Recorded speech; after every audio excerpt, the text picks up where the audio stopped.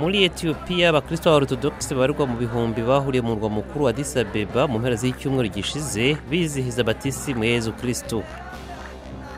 Minisitiri w'intebe wa Israel Benjamin Netanyahu na perezida wa Chad Idriss Deby batangarije Injamena muri Chad ko basubukuye umubano ushingiye kuri za ambasade.